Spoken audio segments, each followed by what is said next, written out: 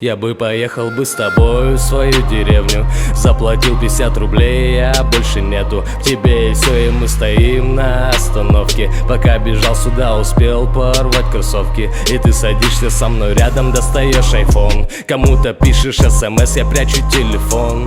Самый сладкий сон, самый сладкий дым.